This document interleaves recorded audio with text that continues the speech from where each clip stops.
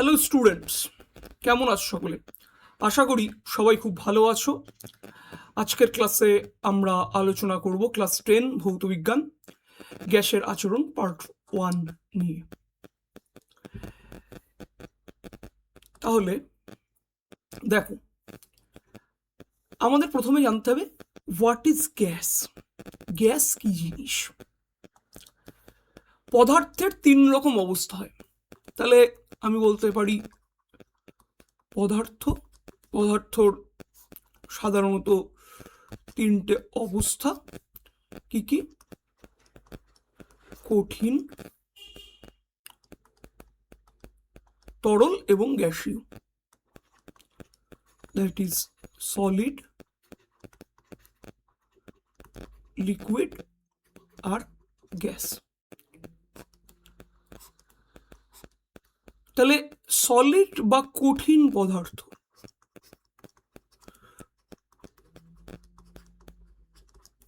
কঠিন পদার্থের ক্ষেত্রে আমরা কি দেখতে পাই? কঠিন পদার্থের ক্ষেত্রে আমরা দেখতে পাই কঠিন পদার্থ গঠনকারী যে অণুগুলো আছে, এই অণুগুলো খুব কি হয়, গায়ে গায়ে বা ঘন সন্নিবিষ্টভাবে অবস্থান করে।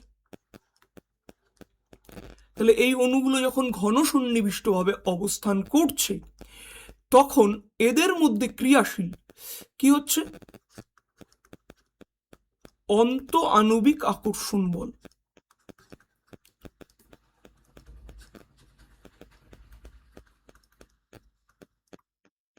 এটা বেশি থাকছে। অন্ত আণবিক আকর্ষণ বল বেশি থাকার জন্য অন্ত আণবিক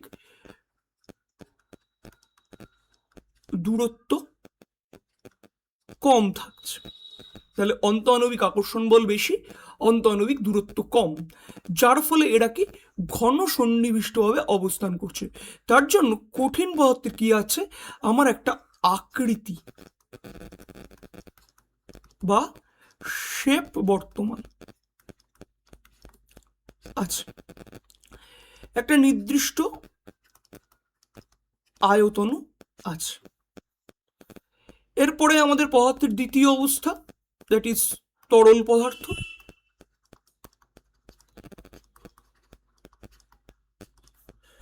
তরল পদার্থের ক্ষেত্রে আমরা কি দেখব?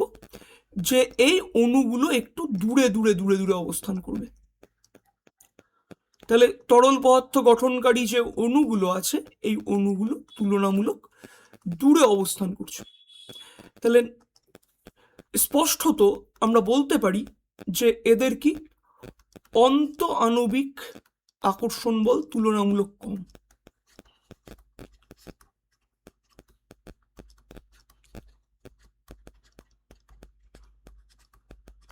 অন্ত আণবিক আকর্ষণ বল কম, আর অন্ত আণবিক দূরত্বটা বেশি, যার ফলে তরল পদার্থের কি হবে? তরল পদার্থ তার আকার তো থাকবে না, শেপটা থাকছে না, শেপ হারিয়ে ফেলছে, কিন্তু আয়তন বা ভলিউম এটা কিন্তু আছে তরল পদার্থের ক্ষেত্রে। এবার যখন আমরা গ্যাস নিয়ে কথা বলবো, তখন কি হচ্ছে? এই অন্ত আণবিক আকর্ষণ বলটা একদমই নেগলিজিবল বা ধরা ছোঁয়ার বাইরে বা অনেক কমে যাচ্ছে, যার ফলে কি হচ্ছে? এই অণুগুলো আমার অনেক দূরে দূরে অবস্থান করছে। তাহলে কি হলো এখানে? অন্ত আণবিক বল প্রায় নেই। তাহলে অন্ত আণবিক বল প্রায় নেই, যার ফলে এরা খুব দূরে দূরে অবস্থান করছে। তাই গ্যাসীয় পদার্থের নির্দিষ্ট কোনো আকার বা নির্দিষ্ট কোনো আয়তন বা ভলিউম থাকবে না। এই কথাটা আশা করি তোমাদের কাছে ক্লিয়ার করতে পেরেছি। মানে ধরে নাও যে আমি অক্সিজেন গ্যাস নিয়ে কথাবার্তা বলছি। তাহলে অক্সিজেন গ্যাসকে আমরা যখন একটা সিলিন্ডারের মধ্যে রাখছি, অক্সিজেন গ্যাসকে একটা সিলিন্ডারে রাখছি, তাহলে সেই সিলিন্ডারটার আকার বা আকৃতি ধারণ করছে। এই সিলিন্ডারের নব যদি খুলে দেই তাহলে গ্যাসটা কি হবে, পুরো ঘরের মধ্যে ছড়িয়ে যাবে। তার মানে দেখা গেল কি গ্যাসের নির্দিষ্ট কোনো আয়তন কিন্তু নেই। তরলের ক্ষেত্রেও কি, যে পাত্রে রাখা হয় সেই পাত্রের আকৃতিটা ধারণ করে, কিন্তু তরলের ক্ষেত্রে তার নির্দিষ্ট আয়তন আছে। এইবার আমাদের মাথায় রাখতে হবে যে গ্যাসের আয়তনটা কি। আয়তন মানে কোনো একটা পাত্রে রাখলে পাত্রের যতটা স্থান সেই স্থানটা গ্যাস দখল করে নেয়। তাই আমরা বলতে পারি কি পাত্রের আয়তনই হলো আমাদের গ্যাসের আয়তন। এবার আয়তনের দুটো একক, একটা হচ্ছে সিজিএস একক আর একটা আমাদের এসআই একক। তাহলে সিজিএস একক কি? সিজিএস একক হচ্ছে আমাদের সেন্টিমিটার কিউব বা ঘন সেমি। আর এসআই একক কি? মিটার কিউব বা ঘনমিটার। তাই তো? তাহলে আয়তনের মাত্রা কি হবে? মাত্রা হবে আমাদের এল কিউব। এটা হচ্ছে আমাদের আয়তনের মাত্রা। চাপ কি? গ্যাসের চাপ। তাহলে আমরা আলোচনা রাখবো এবার গ্যাসের চাপ।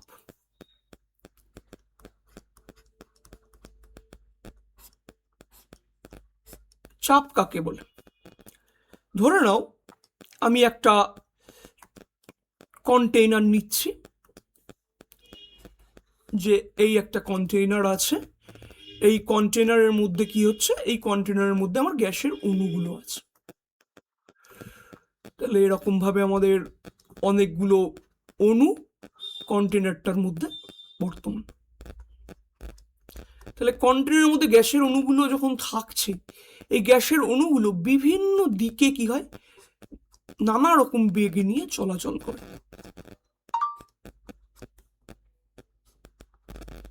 তাহলে গ্যাসের অণুগুলো বিভিন্ন দিকে যখন ছোটাছুটি করছে তখন এই গ্যাসের অণুগুলোর মধ্যে ধাক্কা হয়। তাহলে অণুগুলি নিজেদের মাঝে ধাক্কা মারে। তারপর হচ্ছে আর কোথায় ধাক্কা মারবে?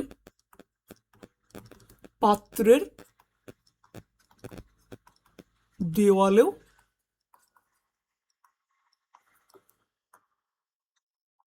ধাক্কা মারে। তাহলে যখন নিজেদের মধ্যে ধাক্কা মারছে বা পাত্রের দেয়ালে ধাক্কা মারছে তখন বেসিক্যালি হচ্ছে এটা কি, যে যখন ধাক্কা মারছে তার মানে এ একটা নির্দিষ্ট বল প্রয়োগ করছে, হ্যাঁ কি না? তাহলে চাপ বলতে আমরা কি বুঝবো? যে পাত্রের দেয়ালে গ্যাসের অণুগুলি একক ক্ষেত্রফলে যে বল প্রয়োগ করে তাকে আমরা চাপ বলি। তাহলে চাপকে যদি আমি পি দিয়ে ডিনোট করি তাহলে পি সমান সমান কি হবে? দ্যাট ইজ পাত্রের দেওয়ালে লম্ব বল বাই ক্ষেত্রফল। এটা হবে। তাহলে পাত্রের দেয়ালে লম্ব হয়ে প্রযুক্ত বল বাই ক্ষেত্রফল। এবার পাত্রের দেয়ালে যদি লম্ব হবে গ্যাসের অণুটা এফ বল প্রয়োগ করে এবং পাত্রের দেয়ালের ক্ষেত্রফল যদি এ হয় তাহলে আমরা বলতে পারি গ্যাসের চাপ পি ইকুয়াল টু কত? এফ বাই এ। এখন তাহলে চাপের একক কি কি আসছে? যদি আমি এসআই একক বলি, এসআই পদ্ধতিতে বলের একক কি? নিউটন। আর ক্ষেত্রফলের একক মিটার স্কোয়ার। তাহলে নিউটন পার মিটার স্কোয়ার। আর সিজিএস পদ্ধতিতে একক কি হবে? বলের একক সিজিএস পদ্ধতিতে ডাইন, আর ক্ষেত্রফলের একক সেন্টিমিটার স্কোয়ার। তাহলে নিউটন পার মিটার স্কোয়ার বা ডাইন পার সেন্টিমিটার স্কোয়ার এগুলো হচ্ছে আমার চাপের একক। সো চাপের মাত্রা কি হবে? মাত্রা হচ্ছে বলের মাত্রা বাই ক্ষেত্রফলের মাত্রা। তাহলে বলের মাত্রা আমরা ক্লাস 9-এ পড়েছি, ml T⁻⁻²। আর ক্ষেত্রফলের মাত্রা কত? L²। তাহলে এবার এটাকে যদি আমি কাটি তাহলে কি আসছে, M L inverse T to the power minus 2। এটা আসছে আমাদের চাপের মাত্রা। বোঝা গেল? এই নিউটন পার মিটার স্কোয়ার এটাকেই আমরা বলি পাস্কাল।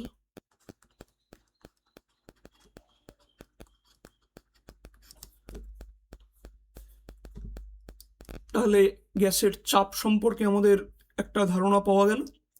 তাহলে এইবার যদি আমাকে জিজ্ঞাসা করে যে 1 পাস্কাল কাকে বলে, তাহলে আমরা একটু আগে পেলাম চাপ পি ইকুয়াল টু কি, বল এফ বাই ক্ষেত্রফল এ। এখন যদি ক্ষেত্রফল এ, পাত্রের দেয়ালের ক্ষেত্রফলটা যদি 1 মিটার স্কোয়ার হয়, তাহলে আমাদের পি সমান সমান কত, এফ। আর এই এফটা যদি আমার হয় 1 নিউটন, তাহলে পি সমান সমান কত হবে, 1 হবে, তাই তো? তখন আমরা বলবো পি সমান সমান 1 পাস্কাল। তার মানে কি, যে পাত্রের দেয়ালের একক ক্ষেত্রফলে যদি গ্যাসের অণুগুলি 1 নিউটন বল প্রয়োগ করে, তখন তাকে আমরা বলবো 1 পাস্কাল। তারপর আসছি আমরা 1 ডাইন পার সেমি স্কোয়ার। তাহলে এখন পি ইকুয়াল টু আমরা পেয়েছি এফ বাই এ।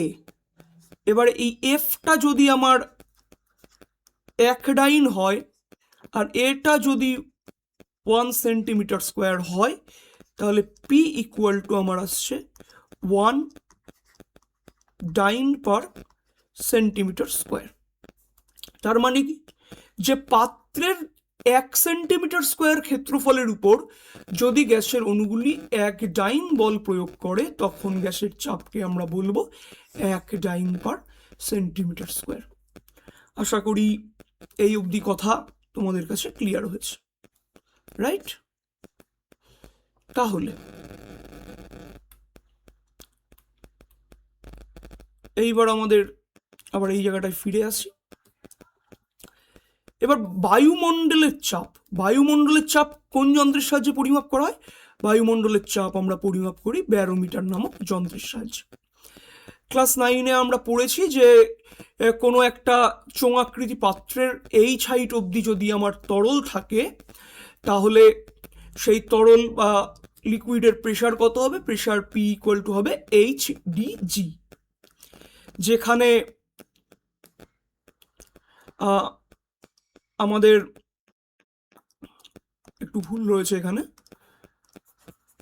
পিটা হচ্ছে কি চাপ, গ্যাসের চাপ, এইচ কি তরল তলের উচ্চতা, ডি হচ্ছে আমাদের পারদের ঘনত্ব, আর জি অভিকর্ষজ ত্বরণ। এই জিনিসটা আমাকে কিন্তু মাথায় রাখতে হবে। না,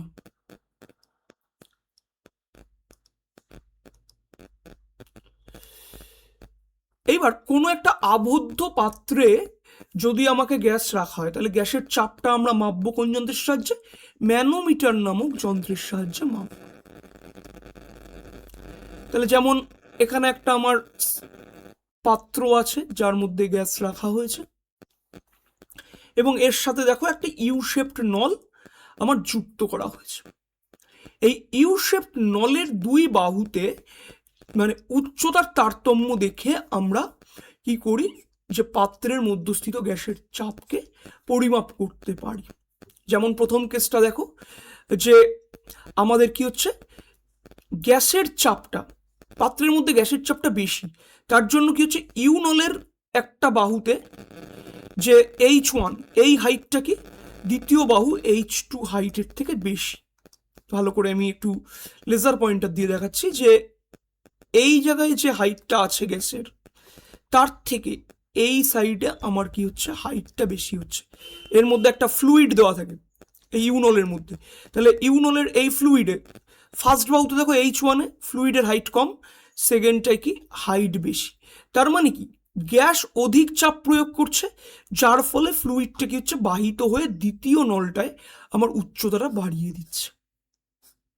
তাহলে দ্বিতীয় নলটায় যখন উচ্চতাটা বাড়াচ্ছে, তাহলে গ্যাসের চাপটা কি বায়ুমণ্ডলীয় চাপের থেকে আমাদের বেশি আসছে কেস ওয়ানে। সেকেন্ড কেসে দেখো যে বায়ুর চাপটা কি আমার গ্যাসের চাপের থেকে বেশি, যার ফলে ফ্লুইডটা কি হচ্ছে, ফ্লুইডটা আমার প্রথম সাইডে বেশি থাকছে, দ্বিতীয় সাইডের যে নল যেটা উন্মুক্ত নল সেই সাইডে কমে যাচ্ছে। তাহলে H1 লেস দ্যান H2, তার মানে গ্যাসের চাপ এখানে বায়ুমণ্ডলীয় চাপের থেকে কম। আর তৃতীয় কেসটায় দেখো সেকেন্ড নলটায় যে ইউ নলের দুটো বাহুতেই আমার যে লিকুইডটা ভরা আছে তার হাইটটা সেম। এটার মানেটা কি, এটার মানে হচ্ছে আমার যে বায়ুর চাপ এবং পাত্রে আবদ্ধ গ্যাসের চাপ কি সমান। এই কম্পারিজনটা দেখে আমরা কি করতে পারি, চাপের তুলনা ম্যানোমিটার নামক যন্ত্রের সাহায্যে করতে পারি। এবার ম্যানোমিটার নামক যন্ত্রের সাহায্যে আমরা চাপকে কিভাবে পরিমাপ করব, দেখো যদি বায়ুমণ্ডলীয় চাপটাকে আমি ধরি P0, তাহলে বাইরে আমার বায়ুমণ্ডলীয় চাপ হচ্ছে P0,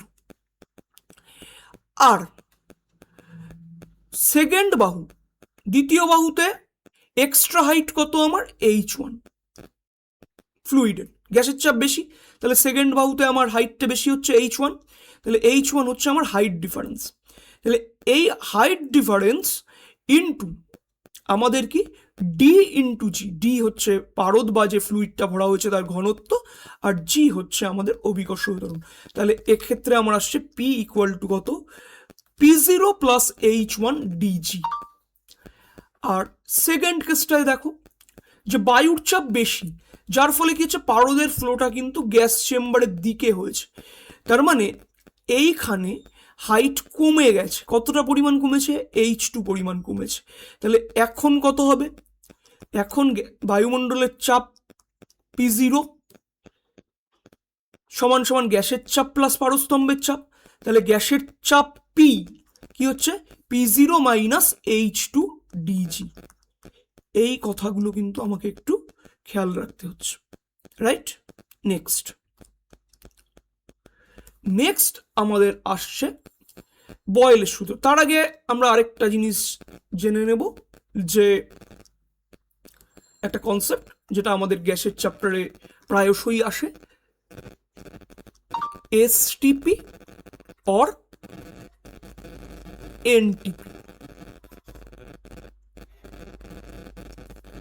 তাহলে এসটিপি বা এনটিপি, এসটিপি মানে কি, স্ট্যান্ডার্ড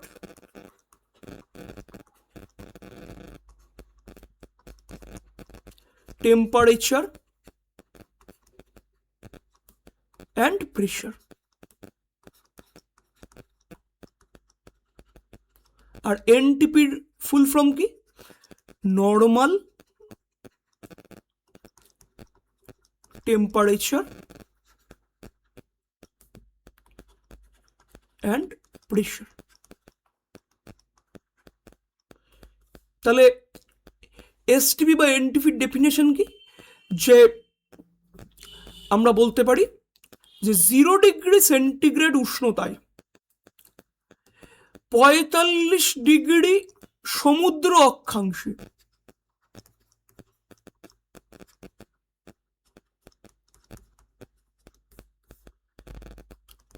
76 সেমি পারস্তম্ভ, মানে Hg মানে পারদস্তম্ভের চাপ।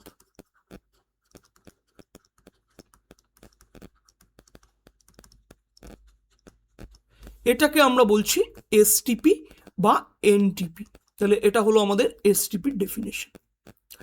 এখন এই 0 ডিগ্রি সেন্টিগ্রেড উষ্ণতায় 45 ডিগ্রি সমুদ্রীয় অক্ষাংশে 76 সেমি পারস্তম্ভের চাপকে আমরা বলি প্রমাণ বায়ুমণ্ডলীয় চাপ বা এনটিপি, যেটাকে আমরা বলি 1 ATM বা 1 অ্যাটমসফিয়ারিক প্রেশার। তাহলে 1 অ্যাটমসফিয়ারিক প্রেশার আমরা একটু আগে পেলাম যে চাপ পি ইকুয়াল টু আমরা লিখতে পারি HDG। এইচ কি, পারস্তম্ভের উচ্চতা, তাহলে পারস্তম্ভের উচ্চতা HGর উচ্চতা, ডি হচ্ছে পারদ বা HG এর ঘনত্ব, জি হচ্ছে আমাদের অভিকর্ষ ত্বরণ।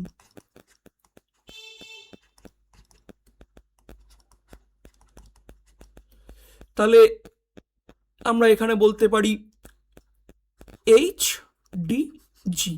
এখন এইচটা কত? এইচ হচ্ছে আমাদের 76 সেমি পারস্তম্ভের চাপ, আর ডি পারদের ঘনত্ব যদি সিজিএস পদ্ধতিতে বলি যে 13.6 গ্রাম পার সেন্টিমিটার কিউব, তাহলে এখানে 13.6, আর জি এর মান সিজিএসে হয় 980 আমাদের সেন্টিমিটার পার সেকেন্ড স্কোয়ার। তাহলে এখানে আমি 980 বসালাম। এই তিনটে যদি আমি গুণ করি তাহলে আসছে 1.013 ইন্টু 10⁶ ডাইন পার সেন্টিমিটার স্কোয়ার। এখন এটাকে যদি আমি নিউটন পার মিটার স্কোয়ারে নেই, নিউটন পার মিটার স্কোয়ারে কি করে নেব? নিউটন পার মিটার স্কোয়ারে নিতে গেলে আমাকে কনভার্সনটা জানতে হবে। তাহলে কনভার্সনটা আমরা একটু দেখে নিচ্ছি। দেখো, আমরা কি জানি? 1 নিউটন সমান সমান 10⁵ ডাইন, তার মানে 1 ডাইন ইকুয়াল টু 10⁻⁻5 নিউটন, এটা আমরা জানি। আর সেন্টিমিটার স্কোয়ার, 1 সেন্টিমিটার স্কোয়ার মানে আমাদের 10⁻⁻4 মিটার স্কোয়ার। তাহলে এইগুলো যদি আমি বসিয়ে দিই বেসিক্যালি, তাহলে জিনিসটা কি আসছে যে 1.013 ইন্টু 10⁶, ডাইনের জায়গায় বসাবো 10⁻⁻5 divided by 10⁻⁻4 newton per metre square. তার মানে এটা আসছে আমাদের 1.013 10⁶, -4 উপরে গেলে +4, তাহলে 10⁻⁻1 নিউটন পার মিটার স্কোয়ার। আর এটা ক্যালকুলেট করলে হচ্ছে 1.013 ইন্টু 10⁵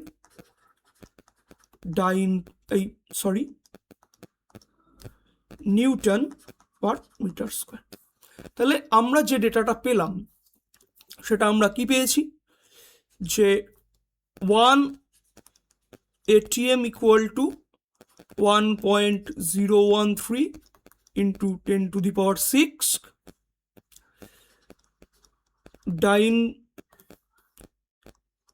semi⁻⁻2, বা আমি বলতে পারি 1.013 into 10⁵ newton metre to the power -2। তাহলে এই কনভার্সনটা কিন্তু আমাদের নিউমেরিক্যাল প্রবলেম বা অঙ্ক করতে গিয়ে কাজে লাগবে। তাহলে এই জিনিসগুলো কিন্তু আমাকে একটু মাথায় গেঁথে নিতে হবে। তাহলে আশা করি এই অবধি কথা তোমাদের কাছে ক্লিয়ার।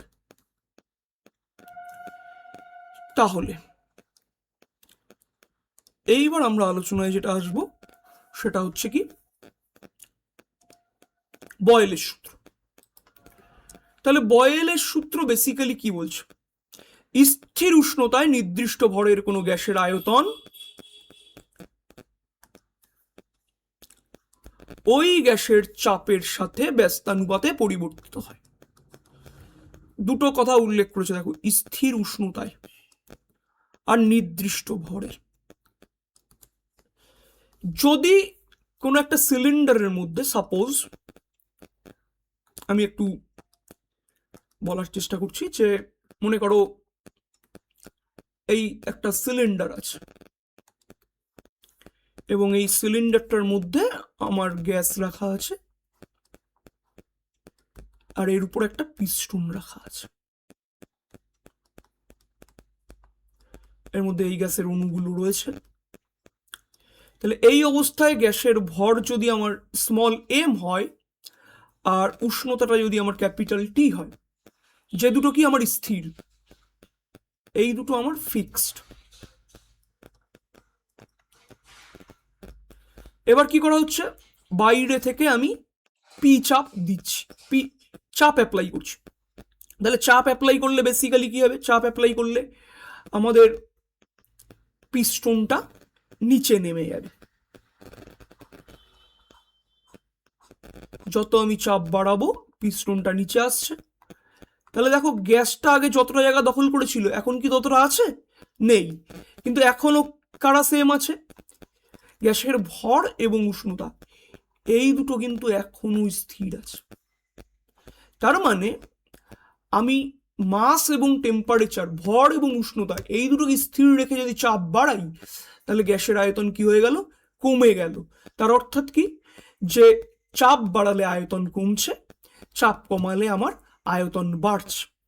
তাহলে গাণিতিক রূপ কি হবে, যে V varies as 1/p, V varies as 1/p, চাপের সাথে ব্যস্তানুপাতিক যখন আমার উষ্ণতাটা কি স্থির। এইবার এই সমানুপাতিক চিহ্ন তুললে কি আসছে, একটা কনস্ট্যান্ট, সে কে বাই পি, কে একটা ধ্রুবক। তাহলে এইখান থেকে আমরা বলতে পারি যে পিভি ইকুয়াল টু কনস্ট্যান্ট।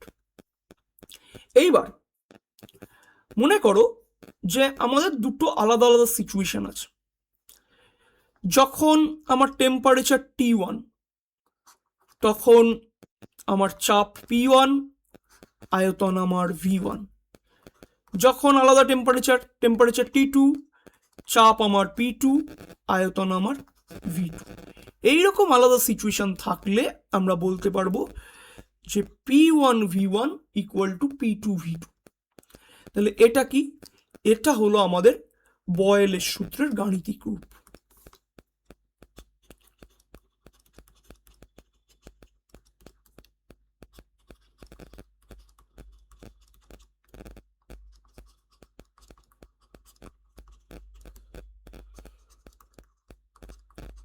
আশা করি এই জায়গাটা তোমাদের কাছে স্পষ্ট করতে পেরেছি। নেক্সট দেখো কি বলছে, যে বয়েলের সূত্রের ডিফারেন্ট লেখচিত্র। তাই এখানে আমরা লেখচিত্রগুলো দেখিয়েছি, তাই লেখচিত্রগুলো আমি একটু আলাদা করে দেখাচ্ছি। তাহলে বয়েলের সূত্রের ধ্রুবক পদ হয়ে গেল উষ্ণতা এবং ভর। তাহলে ভ্যারিয়েবল কে, ভ্যারিয়েবল আমাদের চাপ পি আর ভি, এটা ভ্যারিয়েবল। তাহলে ফার্স্ট কার্ভ আমাদের হবে কি, পি ভার্সেস ভি, পি বনাম ভি লেখচিত্র। তাহলে পি বনাম ভি লেখচিত্রটা যখন আমি অঙ্কন করব সেটা কেমন হবে, দেখো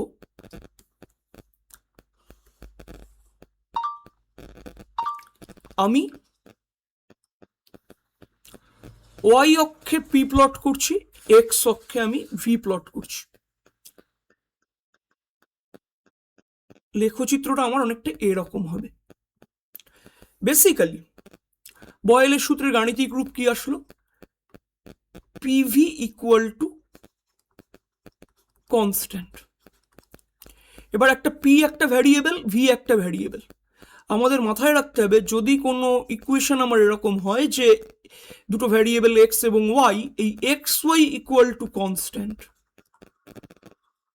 তাহলে এই যে কার্ভ হয় সেটা হচ্ছে সমপরাবৃত্তাকার কার্ভ হয়।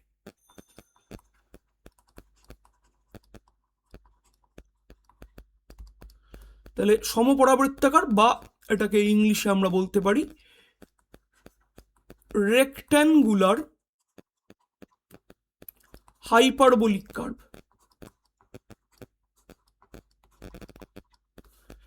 তাহলে একটা সমপরাবৃত্তাকার লেক আমরা পেলাম। এখানে আমি একটু ডটেড লাইনে দেখাবো, যে একটু খেয়াল করার চেষ্টা করবে।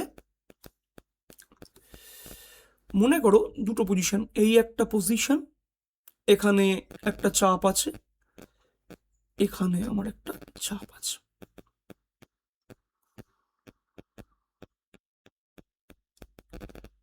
তাহলে গ্রাফে আমরা দুটো পজিশনকে ডিনোট করছি। দেখো প্রথম চাপটা কত, P1। P1 এর যেখানে গ্রাফকে ছেদ করছে সেখান থেকে যদি আমি ভি অক্ষের উপর একটা লম্ব টানি, সেটা ছেদ করছে কোথায়, V1 পয়েন্টে। আর সেকেন্ড চাপটা হচ্ছে আমার P2 লাইনটা গ্রাফে যেখানে ছেদ করেছে সেখান থেকে ভি অক্ষের উপর যদি একটা লম্ব টানা হয় তাহলে সেটা ছেদ করছে V2-তে। তাহলে দেখো P1 হচ্ছে আমাদের বড়, কার থেকে, P2-র থেকে। তাহলে দেখো V2টা কি হবে, বড় হবে V1 এর থেকে।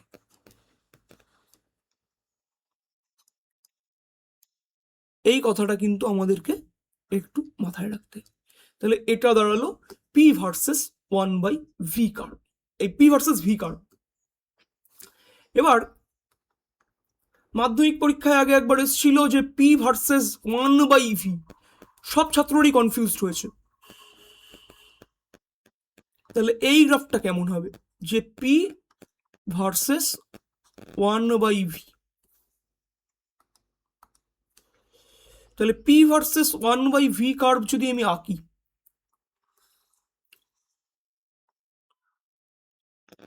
যে এই হলো আমাদের কার্ভ,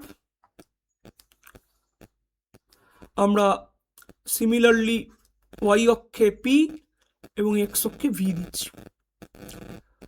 বয়েলের সূত্র কি বলছে, বয়েলের সূত্র আমাকে বলছে যে PV ইকুয়াল টু কনস্ট্যান্ট। এই কথাটা বয়েলের সূত্র বলছে। তাহলে P equal to some constant K by V, এটা আমরা বলতে পারি, তাই তো। এবার Pটাকে আমি ভ্যারিয়েবল ধরছি Y, আর 1/V-টাকে আমি ভ্যারিয়েবল ধরছি X। তাহলে এই ইকুয়েশনটা কিরকম হচ্ছে, Y equal to some K into X, Y equal to KX। এখন এই Y ইকুয়াল টু MX, এই ফরম্যাটের যে সমীকরণগুলো হয়, এটা কেমন সমীকরণ হয়, এই সমীকরণ হয় মূল বিন্দুগামী সরল রেখা। এই জাতীয় সমীকরণ হয় কি, মূল বিন্দুগামী সরল রেখার সমীকরণকে প্রদর্শন করে। তাহলে এই P ভার্সেস 1/V কার্ভ, এই কার্ভটা কেমন হবে, এটা মূল বিন্দুগামী সরল রেখার সমীকরণকেই দেখাবে।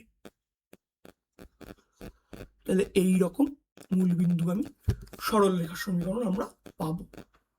এই হলো আমাদের বয়েলের সূত্রের সেকেন্ড কার্ভ। নাও থার্ড কার্ভ দেখো,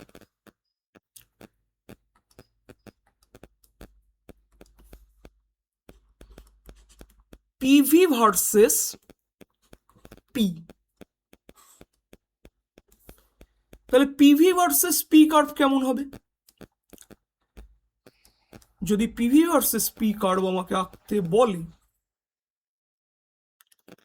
তাহলে Y অক্ষে আমি প্লট করছি PV, আর X অক্ষে আমি প্লট করছি P। বয়েলের সূত্র কি, বয়েলের সূত্র PV কনস্ট্যান্ট।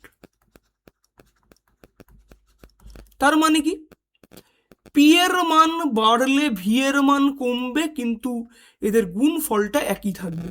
বা P এর মান যদি কমে, V এর মান বেড়ে গিয়ে গুণফলটাকে একই রাখবে। তার মানে P এর মান তুমি যতই বাড়াও না কেন, PV-র মানটা তো একই থাকছে। তাহলে এই কার্ভের নেচার হবে কেমন, এই কার্ভের নেচার হবে আমার P অক্ষের সমান্তরাল। এই একটা আসবে। নেক্সট আমাদের আসছে PV ভার্সেস V। তাহলে এই একটা কার্ভ হলো, আরেকটা কার্ভ। তাহলে PV ভার্সেস V কার্ভ যখন আমি আঁকবো, সেই গ্রাফটা কেমন আসবে, যে আমরা সিমিলারলি Y অক্ষে PV, X অক্ষে V প্লট করছি।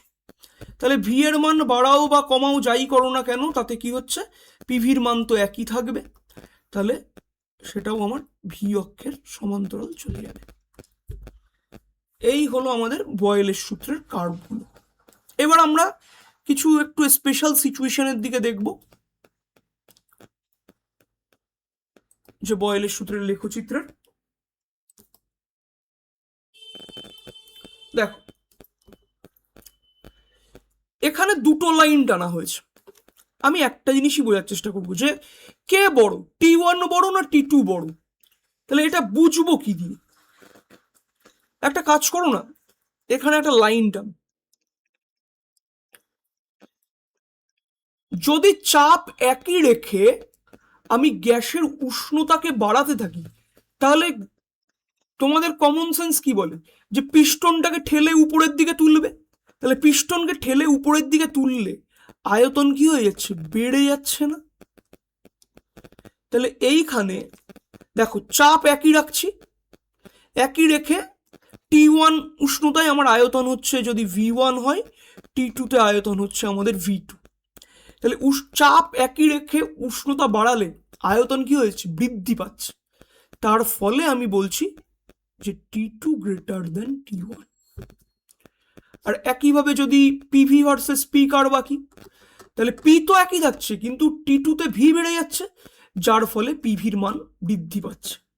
তাহলে এখানেও T2 is greater than T1। আশা করি এই কথাগুলো ক্লিয়ার হয়েছে। নাও নেক্সট,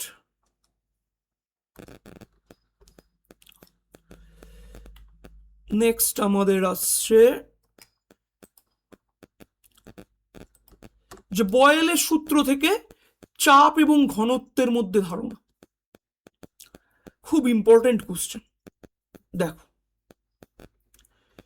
আমরা কি জানি যে ঘনত্ব, বেসিক্যালি বোঝার চেষ্টা করব। ঘনত্ব কাকে বলে? একক আয়তনের ভরকে ঘনত্ব বলা হয়। তাহলে গ্যাসের আয়তন যদি ভি হয় আর গ্যাসের ভর যদি এম হয়, তাহলে ঘনত্ব ডি ইকুয়াল টু কত বলতে পারি, এম বাই ভি বলতে পারি, তাই তো? এখন বয়েলের সূত্র কি বলছে? বয়েলের সূত্র থেকে আমরা জানি P1 V1 ইকুয়াল টু আমাদের P2 V2, এটা আমরা জানি। আর যখন চাপ P1 তখন আয়তন V1, এবং তখন ঘনত্ব যদি ρ1 হয়, তাহলে V1 সমান সমান আমরা কি বলতে পারি, V1 ইকুয়াল টু আমরা বলতে পারি M বাই ρ1।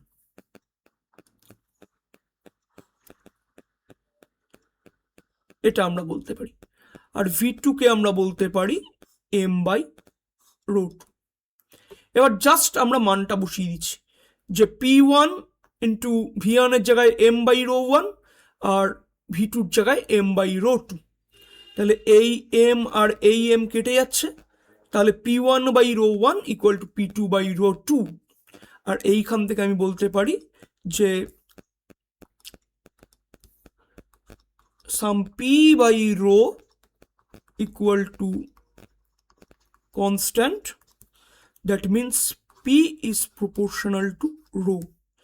তার মানে যদি আমাদের ভর এবং উষ্ণতা স্থির থাকে, তাহলে গ্যাসের চাপ ঘনত্বের সাথে সমানুপাতিকভাবে পরিবর্তিত হয়। তাহলে একটু আমি ডিফিকাল্ট করছি যে পি ভার্সেস রো কার্ভ, কার? বয়েলের সূত্র। পি ভার্সেস রো ঘনত্বের সাথে যদি কার্ভ আঁকতে হয়, তাহলে ঠিক সিমিলার। আমি ওয়াই অক্ষে পি প্লট করছি, এক্স অ্যাক্সিসে রো প্লট করছি। তাহলে রো বাড়লে আমাদের পিও বাড়বে। কিভাবে বাড়বে? সমানুপাতিক হারে বাড়বে। তার মানে আমার এটা মূলবিন্দুগামী সরল রেখা হবে। এই কথাটাকে কিন্তু একটু খেয়াল রাখতে হবে।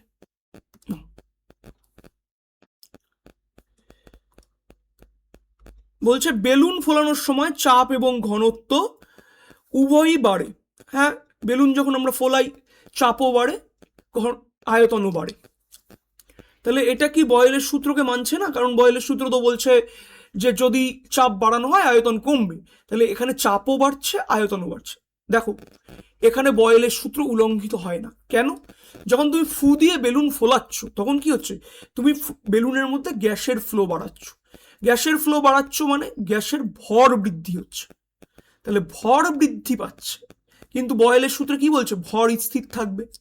তার মানে এটা বয়েলের সূত্রকে লঙ্ঘিত করে না, বরং এই কেসটায় বয়েলের সূত্র প্রযোজ্যই নয়। লঙ্ঘিত তো অনেক দূরের কথা, বয়েলের সূত্র প্রয়োগ হয় না। এখানে চার্লস এবং বয়েলের সমন্বয় সূত্র প্রয়োগ হবে।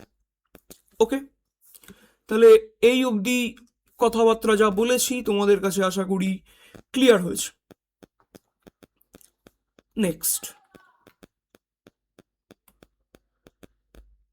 নেক্সট আমাদের আসছে যে বয়েলের সূত্রের কিছু বাস্তবিক উদাহরণ। দেখো যদি টেম্পারেচার বাড়াই তাহলে বেলুনের আকার বৃদ্ধি পাবে, তাই তো? তাহলে উষ্ণতা বৃদ্ধি করলে বাইরের বায়ুর চাপ কমে যাবে, তাই চাপের ব্যালেন্স রাখার জন্য আমাদের বেলুনটা ফুলে যাবে, বেশি ফুলবে।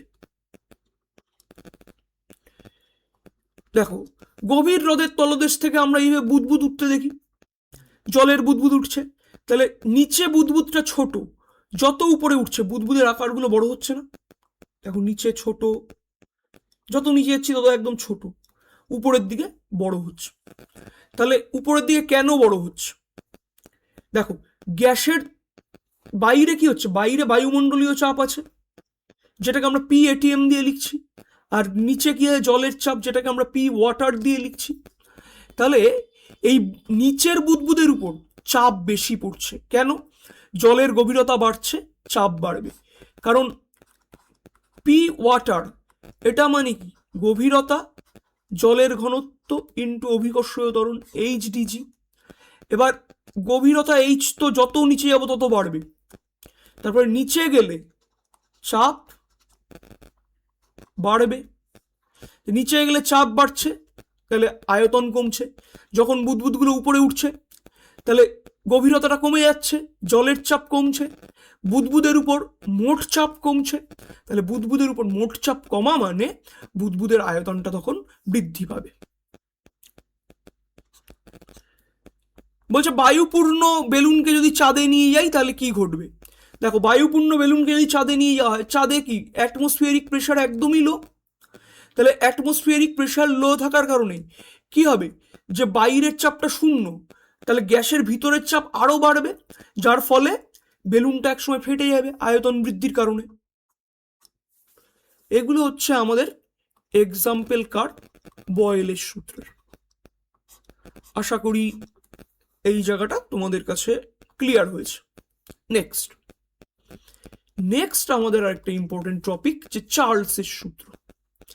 চার্লসের সূত্র কি বলছে, যে চাপ স্থির রাখলে নির্দিষ্ট ভরের কোনো গ্যাসের আয়তন 1 ডিগ্রি সেন্টিগ্রেড উষ্ণতা বৃদ্ধি বা হ্রাসের জন্য 0 ডিগ্রি উষ্ণতায় ওই গ্যাসের যে আয়তন ছিল তার 1/273 বৃদ্ধি পাবে বা হ্রাস পাবে। কথাটা একটু জটিল, হয়তো বোঝা যায়নি, আমি একদম ক্লিয়ার করছি। দেখো এখানে দুটো কথা বলা হয়েছে, যে চাপ স্থির, তাহলে যে সিলিন্ডারটা নিয়েছি তার চাপ পি এটা ফিক্সড বা স্থির, আর কে ফিক্সড, গ্যাসের ভর, নির্দিষ্ট ভর, তাহলে গ্যাসের ভর এম, এও ফিক্সড। কাকে বাড়াচ্ছি, টেম্পারেচারকে বাড়াচ্ছি বা কমাচ্ছি। টেম্পারেচারটা আমি বললাম T degree C, T degree C হয় বাড়াবো, নতুবা টি ডিগ্রি সি আমি কমাবো। তাহলে টি ডিগ্রি সি বৃদ্ধি বা হ্রাস করলে কি হবে, যখন আমি 1 ডিগ্রি করে উষ্ণতা বাড়াচ্ছি, 0 ডিগ্রি সেন্টিগ্রেড উষ্ণতায় গ্যাসের যে আয়তন ছিল তার 1/273 অংশ টেম্পারেচার বাড়ালে বাড়বে, টেম্পারেচার কমালে কমবে। তাহলে টেম্পারেচারটা বাড়ালে আমাদের রাশিমালাটা কেমন হয়, যে ভিটি ইকুয়াল টু V0 1+T/273। আচ্ছা, এটাকে আমরা একটু ভাঙিয়ে দেখাচ্ছি। সাপোজ ধরো T°C টেম্পারেচার আমি বৃদ্ধি করছি, আপসাইড অ্যারো মানে হচ্ছে টেম্পারেচার বাড়ানো। V0 দিয়ে ডিনোট করছি 0°C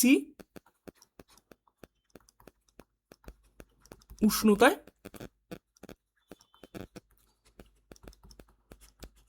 গ্যাসের আয়তন। আচ্ছা, ভিটি দিয়ে ডিনোট করছি T°C উষ্ণতায় গ্যাসের আয়তন। তাহলে দেখো, যখন আমি 1°C উষ্ণতা বৃদ্ধি করছি,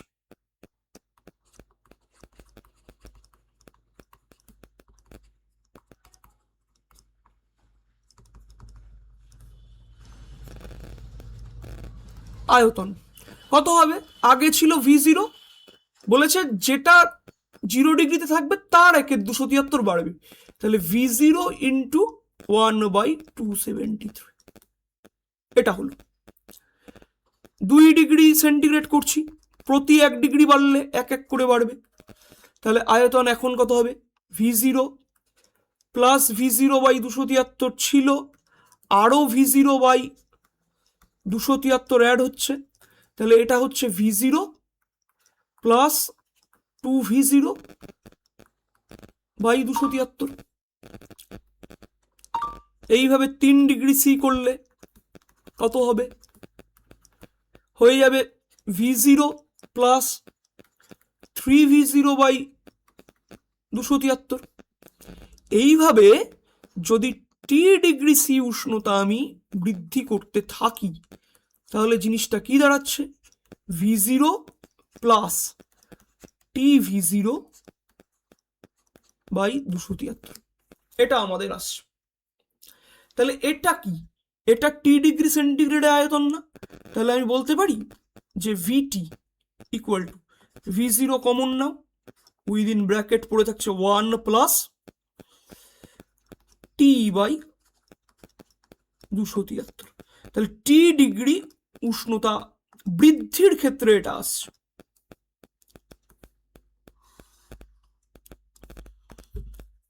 এটা কি? চার্লসের সূত্রের গাণিতিক রূপ T°C উষ্ণতা বৃদ্ধির জন্য। এবার যদি বলা হয় যে T° টেম্পারেচার হ্রাস করা হচ্ছে,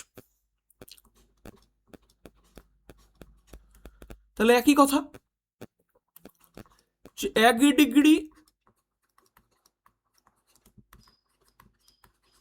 উষ্ণতা হ্রাসে আয়তন কি ছিল? 0°তে V0, তার থেকে কমে কি হবে? V0/273। 2°C উষ্ণতা হ্রাসে কি হবে আয়তন? V0 minus 2V0/273। 3°C উষ্ণতা হ্রাস করলে আয়তন কত হবে? V0 minus 3V0/273। এইভাবে T°C উষ্ণতা হ্রাস করলে আয়তন কত হচ্ছে? V0 minus TV0/273। তাহলে এটা কি? V মাইনাস T, কেন? T°C হ্রাস করেছি, V0 কমন নাও, 1 মাইনাস T/273। এটা কি? এটা আমাদের T°C উষ্ণতা হ্রাসে চার্লসের সূত্রের গাণিতিক রূপ। তাহলে এই জিনিসটা তোমাদের কাছে আশা করি ক্লিয়ার হয়েছে। নাও নেক্সট দেখো,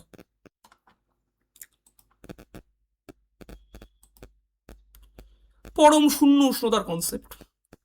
বলছে -273°C তাত্ত্বিকভাবে গ্যাসের আয়তন শূন্য হয়ে যায়, তার জন্য একে পরম শূন্য উষ্ণতা আমরা বলছি। কেন বলছি দেখো, চার্লসের সূত্র থেকে আমরা পাচ্ছি T°C উষ্ণতা বৃদ্ধিতে আয়তন VT কত? V0 1 plus T/273। চলো লসাগু করো। তাহলে আমাদের V0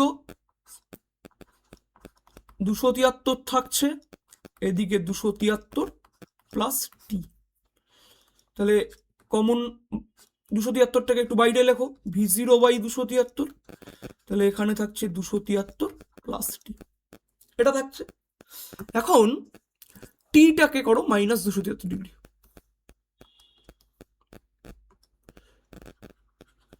when t equal to কত, -273 ডিগ্রি সি, তাহলে v at -273 কত হচ্ছে, V0/273, 273 টি এর জায়গায় কত লিখবো, -273।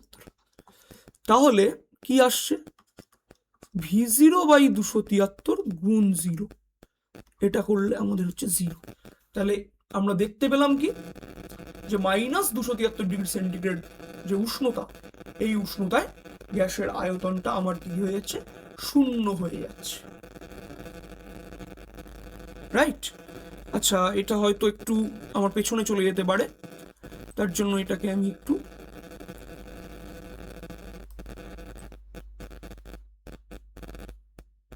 এই একটু দিয়ে দিলাম, আশা করি তোমাদের কাছে বুঝতে সুবিধা হবে। তাহলে এই জায়গাটা ক্লিয়ার। নেক্সট দেখো, এটাকে পরম কেন বলা হচ্ছে, কারণ এটা গ্যাসের প্রকৃতি বা চাপের উপর নির্ভর করে না, মহাবিশ্বে এর থেকে কম উষ্ণতা সম্ভব না, -273 থেকে কম টেম্পারেচার মহাবিশ্বে আমরা দেখতে পাই না। বেসিক্যালি এটা আমরা বোস আইনস্টাইন কন্ডেনসেশন থিওরেম থেকে পাই, যেটা আমাদের সিলেবাসের অন্তর্গত একেবারেই নয়।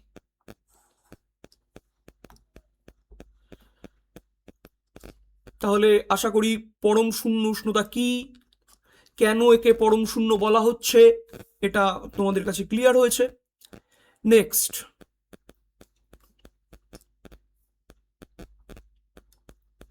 উষ্ণতার পরম স্কেল বা কেলভিন স্কেল। দেখো, পরম শূন্য উষ্ণতা মান কত হলো, যে -273 ডিগ্রি সি, এই মানটাকে 0 ধরে প্রতিটা উষ্ণতার ঘরকে এক এক কাউন্ট করে উষ্ণতার যে স্কেল প্রণয়ন করা হয়েছে, যেটা আমাদের লর্ড কেলভিন করেছেন,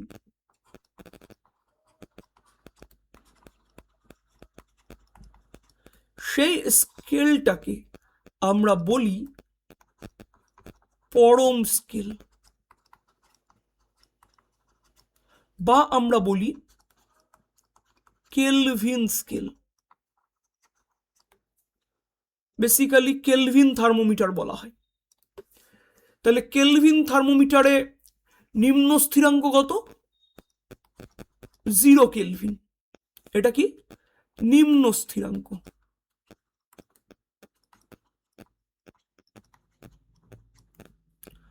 আর ঊর্ধ্ব স্থিরাঙ্ক কত, সেটা হচ্ছে 273 কেলভিন।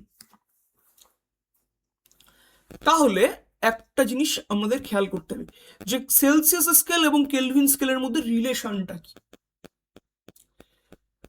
খুব ভালো করে বুঝতে হবে।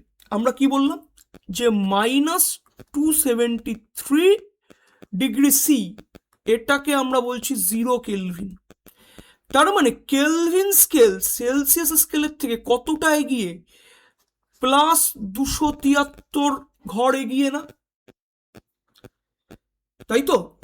তার মানে সেলসিয়াস স্কেল থেকে কেলভিন স্কেলে ট্রান্সফর্ম করতে গেলে সেলসিয়াসের তাপমাত্রার সাথে আমাকে 273 যোগ করতে হবে, তবে গিয়ে আমি কেলভিনে পৌঁছাবো। এবার দেখো, যদি টি আমার সেলসিয়াস স্কেলে পার্ট হয়, যে টি ডিগ্রি সেন্টিগ্রেড, আর ক্যাপিটাল টি যদি আমার কেলভিন স্কেলের পার্ট হয়, তাহলে আমরা লিখতে পারবো কি, যে ক্যাপিটাল টি ইকুয়াল টু কত, 273 প্লাস টি কেলভিন, এটা আমরা লিখতে পারবো। কেলভিন স্কেলে কি নেগেটিভ টেম্পারেচার সম্ভব, পসিবলই না, কেননা -273 ডিগ্রি সেন্টিগ্রেড হচ্ছে সর্বনিম্ন টেম্পারেচার, যেটাকে আমরা 0 কেলভিন বলছি। তাহলে কেলভিন স্কেলে -273 থেকে কিন্তু মানে 0 কেলভিনের থেকে নেগেটিভ টেম্পারেচার হতে পারে না। এটাকে আমাদেরকে মাথায় রাখতে হবে। নাও চার্লসের সূত্রের কার্ভ দেখো। আচ্ছা, কার্ভটা আমরা একটু আলাদা করে দিচ্ছি। চার্লসের সূত্র থেকে আমরা পেলাম কি VT equal to some V0 1 plus T by 273। First আমরা সেলসিয়াস স্কেলের কার্ভ দেখব।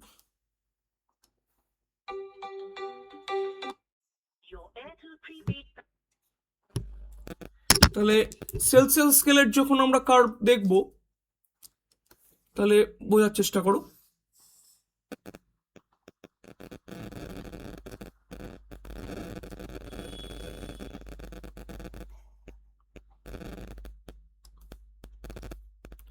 দেখো এই ইকুয়েশনে যদি আমি টিটা মাইনাস 273 ডিগ্রি সি বসাই, তাহলে ভি মাইনাস 273 কত হয়ে যাচ্ছে? 0 হয়ে যাচ্ছে। আর আমরা প্লট করছি কি ভি এর সাথে টেম্পারেচার টি এর কার্ভ প্লট করছি।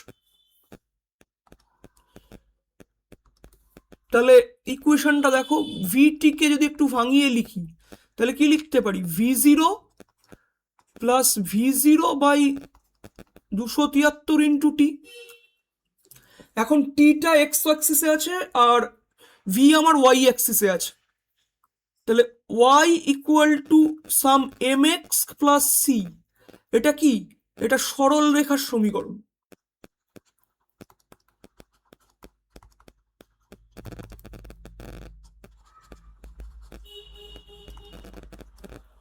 তাহলে ভিটিটাকে আমি বলছি ওয়াই আর V0 বাই 273কে আমি বলছি এম, টি প্লাস V0টাকে আমি বলছি সি। তাহলে এটাও তো সরল রেখার সমীকরণই আসছে। তাহলে এরকম যখন সরল রেখার সমীকরণ আসছে তাহলে গ্রাফের নেচার কেমন হবে? গ্রাফের নেচার আমার হবে এই রকম। আর এটাকে একটু পেছনে নিয়ে যাব।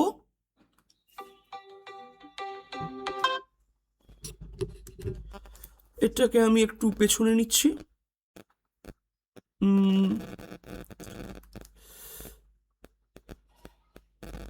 তাহলে এইখানে আমরা পাচ্ছি কি 0 ডিগ্রির আয়তন V0 আর এখানে আমাদের মাইনাস 273 ডিগ্রি সি, এটা আমাদের 0 ডিগ্রি সি। এইটা তো দাঁড়ালো আমাদের ডিগ্রি সেলসিয়াস স্কেলের কার্ভ। এবার যদি কেলভিন স্কেলের কার্ভ আসি, তাহলে কেলভিন স্কেলে চার্লসের সূত্রটা আগে বুঝতে হবে। তাহলে কেলভিন স্কেলে দেখো, তাহলে ভিটি ইকুয়াল টু আমরা কি পেলাম? ভিটি পেলাম আমরা V0 1 প্লাস টি বাই 273। লসাগু করলে হচ্ছে V0 বাই 273 প্লাস টি। আচ্ছা, এই 273 প্লাস টি এটা মানেই তো টি কেলভিন ইকুয়াল টু কত? 273 প্লাস ডিগ্রি সেলসিয়াসে টি। তাহলে এটাকে আমি লিখতে পারি V0 বাই 273 ইন্টু টি। আর V0 বাই 273 এটা তো কনস্ট্যান্ট।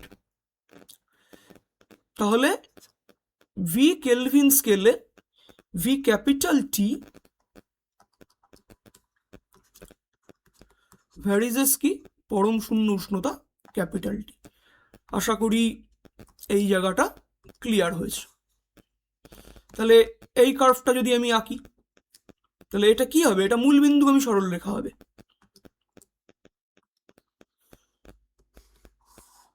তাহলে আমরা একদিকে ভি প্লট করব, একদিকে ক্যাপিটাল টি প্লট করব। করলে কি আসছে? আমাদের একটা মূল বিন্দুগামী সরল রেখা আমরা পাচ্ছি। এটা হলো আমাদের চার্লসের সূত্রের কার্ভ। আশা করি এই অবধি কথা ক্লিয়ার হয়েছে।